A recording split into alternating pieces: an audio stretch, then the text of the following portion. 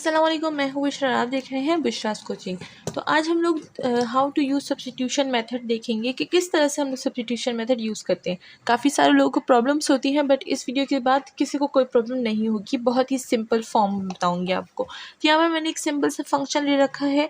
ये हमारे पास जो calculus Thomas calculus 11th addition है, उस बुक में भी हमारे पास यही एग्जाम्पल है। तो हम लोग इसी एग्जाम्पल को देख के एक सब्स्टिट्यूशन मेथड यूज़ करेंगे। ठीक है, बहुत ही सिंपल है, ध्यान से देखिएगा। तो ये सब्स्टिट्यूशन मेथड क्या होता है, इसमें हम लोग कुछ एक चीज़ अज्यूम कर लेते हैं, उसका फर्स्ट डेरिवेटिव निकाल लेते हैं और उसको हम क्या करते हैं, सब्स्टिट्यूट कर देते हैं, यानी उसको बदल देते हैं। सब्स्टिट्यूशन का मतलब ही है कि एक चीज़ को कुछ और सपोज कर देना और उसको फिर पुट कर देना। ठीक है, और इसी से सोल्यूशन निकालना।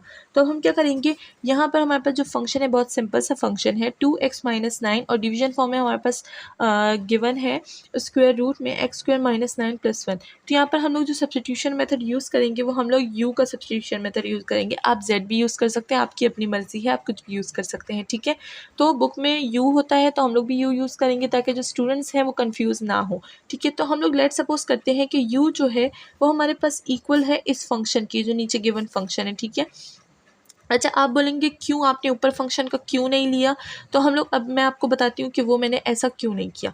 तो देखिए, हमें क्या होता है, हमें फर्स्ट डेरिवेटिव निकालना होता है और अगर हम लोग इसका डेरिवेटिव निकालेंगे तो 2x आएगा, 2x हमारे पास है, और 9x का हमारे पास 9 डेरिवेटिव आएगा तो वो भी है। ठीक है, इसीलिए मैंने ये वाला सपोज किया। अब आप सोचें, अगर मैं ये वाला सपोज करती 2x - 9, तो इसका फर्स्ट डेरिवेटिव हमारे पास क्या आता है, इसका आता 2 और इसका आता 0, तो 2 तो है ही नहीं कहीं।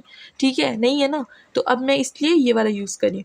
वो फंक्शन जिसका डेरिवेटिव भी हमारे पास इधर मौजूद हो, हम लोग वो फंक्शन लेते हैं सब्स्टिट्यूशन में। ठीक है, तो चलते हैं, हमने u ले लिया, अब इसका du निकालते हैं। तो हमारे पास इसका जो du हो जाएगा, du/dx आएगा ना इधर, du/dx, dx के रिस्पेक्ट से हम इसको वो कर रहे हैं, इसका डेरिवेटिव निकाल रहे हैं। तो यहाँ पर हमारे पास क्या आ जाएगा, यहाँ पर हमारे पास आ जाएगा 2x - 9। अब हमें 2x - 9 तो मिल गया, लेकिन साथ में dx भी है, तो इस dx को यहाँ पर ट्रांसफ़र कर देंगे। तो हमारे पास क्या हो जाएगा, du = 2x - 9 एंड यहाँ पर dx आ जाएगा। ठीक है, होल भी आप सीख सकते हैं और डायरेक्ट भी लिख सकते हैं यहाँ पे। ठीक है, तो हमने dx लिख दिया। अब देखें, हमारे पास ये जो है u, तो इस वैल्यू की जगह हम u लिख देंगे और इस वैल्यू की जगह हम लोग du लिख देंगे। तो यहाँ पर देखें, सोल्यूशन लिख देते हैं।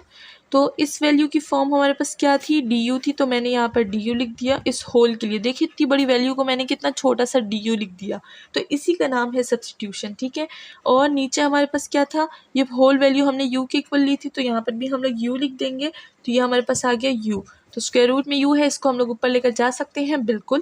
तो यहाँ पर हमारे पास क्या आ जाएगा, u की पावर हो जाएगी -1/2, √1/2 के इक्वल होता है, तो हमने इधर du लगा दिया।